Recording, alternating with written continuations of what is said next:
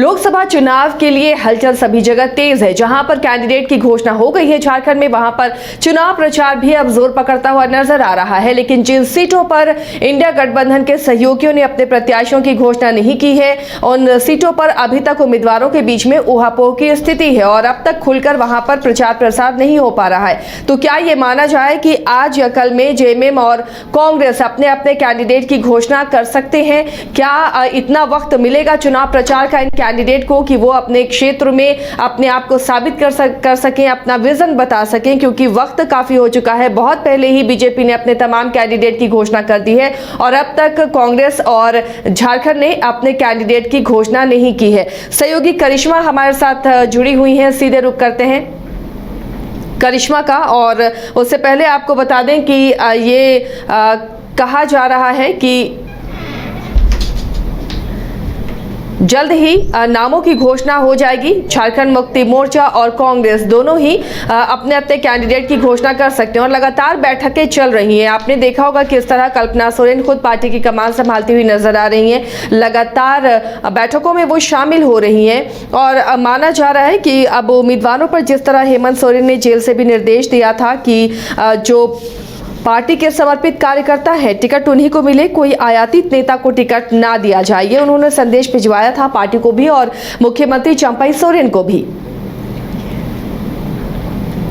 तो ऐसे में अब ये देखना होगा कि वो कौन से ऐसे समर्पित कार्यकर्ता है जिस पर जेएमएम मुहर लगा सकती है। आज घोषणा होने की संभावना है, उम्मीद जताई जा रही है कि आज जो बचे हुए सीट है उन पर कैंडिडेट की घोषणा कर देगी जेएमएम। हमारे साथ सहयोगी करिश्मा जुड़ चुकी है। करिश्मा, कुछ सीटें बची हुई हैं जिस पर इंडिया गठबंधन के सहयोगियों को, उन दलों को प्रत्याशियों की घोषणा करनी है। वक्त बहुत कम है लेकिन बहुत देरी हो रही है। क्या ये माना जाए कि जेएमएम में जो सीट बची हुई है उन पर आज कैंडिडेट की घोषणा हो जाएगी? जी आसिया, झारखंड मुक्ति मोर्चा की ओर से हाल ही के दिनों में 2 सीटों पर प्रत्याशी की नाम की घोषणा कर दी थी, एक गिरिडीह और दूसरा दुमका।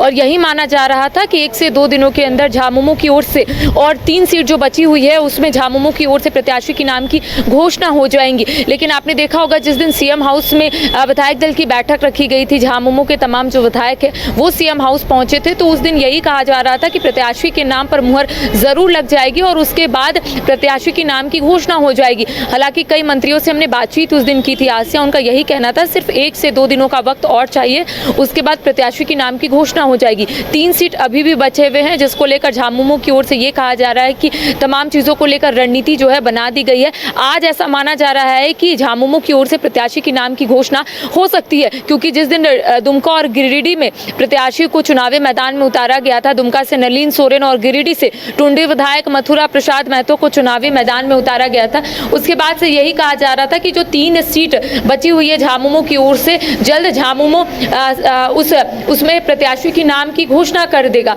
अब देखिए सवाल ये उठता है कि आखिर कब, और सूत्रों के हवाले से यही जानकारी मिल रही है आसिया कि आज शायद झामुमो की ओर से 3 सीटों पर प्रत्याशी की नाम की घोषणा हो जाएगी, जिसमें जमशेदपुर शामिल है, पश्चिमी सिंहभूम शामिल है और राजमहल शामिल है। क्योंकि लगातार आप देख रहे होंगे कि राजमहल से जो विधायक है लोबिन हेम्ब्रम, उनका भी यही कहना है कि अगर पार्टी की ओर से उन्हें टिकट नहीं मिलता है तो वो जरूर निर्दलीय चुनाव लड़ेंगे। और यही वजह है कि झामुमो की ओर से कहीं ना कहीं पेच जो है वो फंसता हुआ नजर आ रहा है। बिल्कुल ऐसा ही देखने को मिला था आसिया लोहरदगा में, क्योंकि चमरा लिंडा लगातार दावा कर रहे थे कि झामुमो को लोहरदगा सीट से चुनाव लड़ना चाहिए, लेकिन कांग्रेस के पाले में जब से आया तब से चमरा लिंडा भी यही बोलते हुए नजर आ रहे हैं कि वो निर्दलीय चुनाव लड़ेंगे। तो यही पेच फंसता हुआ नजर आ रहा है और यही वजह है कि झामुमो की ओर से क्लियर नहीं हो पा रहा है। लेकिन आज शायद प्रत्याशी की नाम की घोषणा हो सकती है, क्योंकि सीएम हाउस में जिस दिन बैठक रखी गई थी उसी दिन प्रत्याशी के नाम पर मुहर लग गई है। अब देखिए सभी की निगाहें टिकी हुई है कि आखिर राजमहल से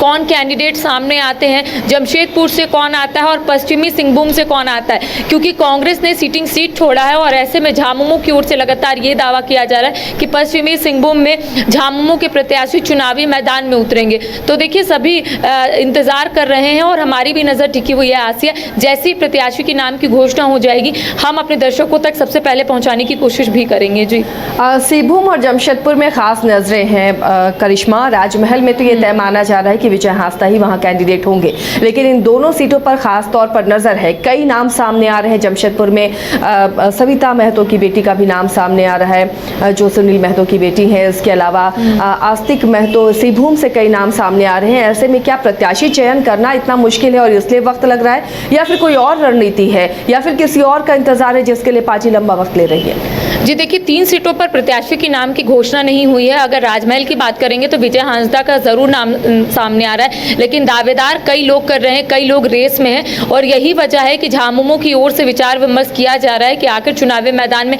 किसे उतारा जाए ताकि झामुमो के कैंडिडेट जीत कर लोगों के सामने आए। अगर वही जमशेदपुर की बात करेंगे तो जमशेदपुर में जरूर सविता महतो की बेटी का नाम सामने आ रहा है। इसके साथ कई लोग रेस में हैं, तो झामुमो की ओर से लगातार इसको लेकर मंथन किया जा रहा है, क्योंकि 3-4 लोग रेस में हैं और ऐसे में झामुमो की ओर से भी काफी कठिन हो रहा है कि एक प्रत्याशी को आगे रखा जाए, चुनावी मैदान में उतारा जाए। देखिए, अगर बात करेंगे पश्चिमी सिंहभूम की तो कांग्रेस की एकमात्र सांसद वहां पर हुआ करती थी गीता कोड़ा, और गीता कोड़ा ने जब से बीजेपी का दामन थामा है आसिया, उसके बाद से यही कहा जा रहा था कि झामुमो ही पश्चिम सिंहभूम में प्रत्याशी की नाम की घोषणा करेगी, यानी कि जो कैंडिडेट होगा वो झामुमो का होगा। और ऐसे में दीपक बेरुआ का भी नाम सामने आ रहा है। तो देखिए, कई लोग रेस में हैं और शायद यही वजह है कि झामुमो की ओर से लेट हो रही है। देखिए, अगर एनडीए की बात करेंगे तो एनडीए की ओर से सभी सीटों पर प्रत्याशी की नाम की घोषणा हो गई है और ऐसे में सभी जो प्रत्याशी है वो चुनावी मैदान में उतर चुके हैं और इसके साथ ही लोगों से मुखातिब भी हो रहे हैं, जनता तक अपनी बात को पहुंचाने की कोशिश कर रहे हैं। यही अगर इंडिया गठबंधन की बात करेंगे आसिया,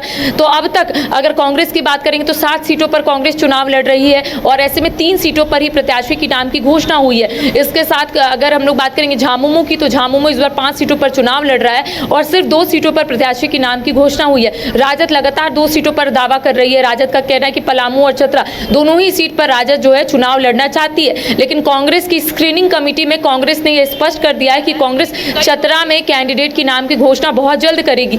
और उसके साथ माले की बात करेंगे तो माले से विनोद कुमार सिंह को चुनावी मैदान में उतारा गया। तो कह सकते हैं इंडिया गठबंधन की ओर से सभी प्रत्याशियों के नाम की घोषणा नहीं हुई है और इसका खामियाजा कहीं ना कहीं जो प्रत्याशी है उनको उठाना पड़ेगा, क्योंकि एनडीए के सभी जो प्रत्याशी है अब मैदान में उतर चुके हैं, लोगों से मुलाकात कर रहे हैं। तो सवाल ये उठता है कि आखिर पेच कहाँ फंस रहा है। अगर कोई नेताओं से बातचीत करते हैं आसिया, तो उनका यही कहना है कि प्रत्याशी के नाम पर मुहर लग गई है, बस पब्लिक डोमेन में आना बाकी है। तो आज शायद शाम तक प्रत्याशी के नाम की घोषणा झामुमो कर सकता है। जी ठीक है करिश्मा, ये तो बात जेएमएम की हो गई है और ये माना जा रहा है कि शाम तक कैंडिडेट की घोषणा हो जाएगी। कांग्रेस की बात करते हैं, जो इंडिया गठबंधन का घटक दल है, बड़ा दल है, और कांग्रेस अब तक अपने प्रत्याशियों को लेकर पत्ते नहीं खोल पा रहा है। 3 सीटों पर उसने जरूर अपने प्रत्याशी की घोषणा की है, लेकिन बाकी सीटों पर मंथन चल रहा है। क्या पलामू और चतरा में जो फंसा हुआ पेच है आरजेडी की वजह से, वो इसकी वजह है? और धनबाद जो एक हॉट सीट बनता हुआ नजर आ रहा है, वहां पर क्या प्रत्याशी तय नहीं कर पा रहा है कांग्रेस की तरफ से देरी की वजह क्या है? कब तक प्रत्याशी की घोषणा हो सकती है? देखिए, कांग्रेस की ओर से लोहरदगा, खूंटी और हजारीबाग में प्रत्याशी की नाम की घोषणा हो गई है। लोहरदगा में सुखदेव भगत को आगे किया गया है। हजारीबाग में जेपी भाई पटेल, जो हाल ही के दिनों में बीजेपी का दामन छोड़ कांग्रेस का दामन थामे थे। और खूंटी की बात करेंगे तो कालीचरण मुंडा को चुनावी मैदान में उतारा गया है। अब 4 सीट बचा हुआ है, क्योंकि कांग्रेस इस बार 7 सीटों पर चुनाव लड़ रही है और ऐसे में रांची भी उसमें शामिल है, गोड्डा है और उसके साथ धनबाद भी हॉट सीट कहला रहा है। इसलिए क्योंकि अभी हाल ही में आपने देखा होगा कि निर्दलीय विधायक सरयू राय की एंट्री हुई थी और यही माना जा रहा था कि अगर कांग्रेस का थोड़ा सा भी सपोर्ट सरयू राय को मिलेगा तो सरयू राय निर्दलीय चुनाव धनबाद से लड़ेंगे। हालांकि फिलहाल इसको लेकर सरयू राय कोई भी बयान नहीं दे रहे हैं, क्योंकि कांग्रेस की ओर से ये कह दिया गया है कि कांग्रेस के ही प्रत्याशी जो है वो धनबाद में उतरेंगे। तो कह सकते हैं कि रांची में लगातार सुबोध कांत सहाय का नाम जरूर सामने आ रहा था आसिया, लेकिन अब ये कहा जा रहा था, बीच में आपने देखा होगा जब राम टहल चौधरी बीजेपी का दामन छोड़ कांग्रेस का दामन थामे थे, तो यही माना जा रहा था कि राम टहल चौधरी को रांची से टिकट मिल सकता है, कांग्रेस उन्हें ही चुनावी मैदान में उतार सकती है। लेकिन अब एक बार फिर से सुबोध कांत सहाय का नाम सामने आ रहा है। एक बड़ा अपडेट हम अपने दर्शकों को देते हैं आसिया। हाल ही के दिनों में सुबोध कांत सहाय ने एक बड़ा बयान दिया, अल्टीमेटम भी दिया है कि अगर उन्हें टिकट नहीं मिलता है तो वो कांग्रेस छोड़ देंगे। इसके साथ ही उन्होंने ये कहा है कि ये उनका आखिरी चुनाव है, ऐसे में वो ये चुनाव लड़ना चाहते हैं। तो कह सकते हैं कि कांग्रेस इन तमाम तमाम चीज़ों को लेकर सोच रही है कि आखिर रांची में किसे चुनावी मैदान में उतारा जाए, और इस रेस में सुबोध कांत सहाय भी अब तक शामिल है। अगर गोड्डा की बात करेंगे तो गोड्डा में 3 लोग शामिल है, 3 लोग रेस में हैं। एक तो महगामा विधायक दीपिका पांडे सिंह, दूसरा पूर्व सांसद फुरकान अंसारी, अब पुरैयाहाट विधायक प्रदीप यादव का भी नाम जो है वो सामने आ रहा है। और ऐसे में देखिए कई लोग दावेदारी पेश कर रहे हैं, तो यही वजह है कि कांग्रेस की ओर से एक नाम को आगे करना ये थोड़ा कठिन हो जा रहा है कांग्रेस को, और कांग्रेस लगातार दिल्ली में इसको लेकर बैठक जो है वो करती हुई नजर आ रही है। धनबाद में भी कई लोगों का नाम सामने आ रहा है, ददई दुबे हो या फिर अनुपमा सिंह हो जो बेरमो विधायक अनूप सिंह की धर्मपत्नी है, उसके साथ ही बेरमो विधायक अनूप सिंह के जो भाई है कुमार गौरव, उनका भी नाम सामने आ रहा है। तो तमाम चीजों को लेकर कांग्रेस यहाँ पर देख रही है। इसके साथ चतरा में माफ कीजिएगा, चतरा में कांग्रेस की ओर से ये दावा कर दिया गया है कि चतरा में कांग्रेस के ही प्रत्याशी जो है चुनावी मैदान में उतरेंगे। केएन त्रिपाठी का नाम लगातार सामने आ रहा है। तो कांग्रेस इन तमाम चीजों को लेकर देख रही है कि आखिर लेकिन करिश्मा, चतरा में तो आरजेडी भी चतरा सीट को छोड़ना नहीं चाह रही है, कई नाम वहां से भी सामने आ रहे हैं। जब गिरिराज सिंह आरजेडी जा रहे हैं तो ये माना जा रहा था कि वो उन्हें टिकट मिल सकता है। तो ऐसे में क्या यहाँ पर फ्रेंडली फाइट होगी, या फिर कांग्रेस को फिर पीछे हटना पड़ेगा, या फिर आरजेडी पीछे हटेगी?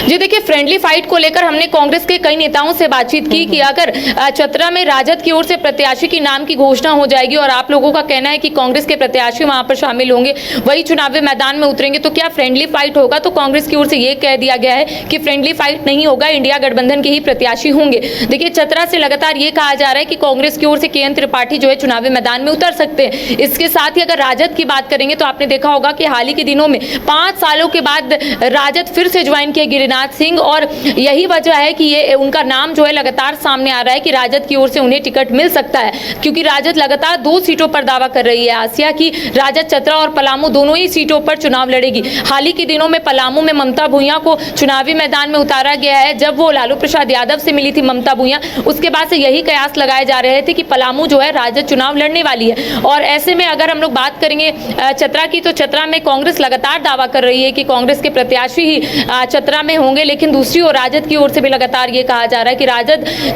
चतरा से भी चुनाव लड़ना चाहता है। अब सवाल ये उठता है कि आखिर वहां पर फ्रेंडली फाइट होगी या फिर एक बार फिर से मंथन होगा और किसी एक दल के प्रत्याशी जो है वो सामने आएंगे। देखिए, लगातार दिल्ली में इसको लेकर बैठक हो रही है। आज भी एक अहम बैठक जो है दिल्ली में होने जा रही है, जिसको लेकर कहा जा रहा है कि आज शायद कांग्रेस की ओर से भी लिस्ट जारी हो सकती है। कांग्रेस की ओर से भी 4 सीटों पर उम्मीदवारों की नाम की घोषणा हो सकती है, जिसमें रांची, गोड्डा भी शामिल है, धनबाद भी शामिल है, और चतरा में ऑप्शनल पहले से था, चतरा और पलामू में। अब देखने वाली बात होगी आसिया की चतरा में राजद की ओर से प्रत्याशी के नाम की घोषणा होती है या फिर कांग्रेस की ओर से। जी चलिए, तो नजर बनाए रखिए करिश्मा। फिलहाल शुक्रिया इस तमाम जानकारी के लिए। तो फिलहाल इंडिया गठबंधन की जो 2 सहयोगी पार्टियां हैं, कांग्रेस और जेएमएम, इन दोनों के प्रत्याशियों की घोषणा अब तक नहीं हो पाई है कई सीटों पर, और इसे लेकर लगातार मंथन चल रहा है। अब देखना है कि किसे ये सीट मिलती है। कई सीट है जो इस वक्त हॉट सीट बनी हुई है, जहां पर कई कैंडिडेट पार्टियों के हैं।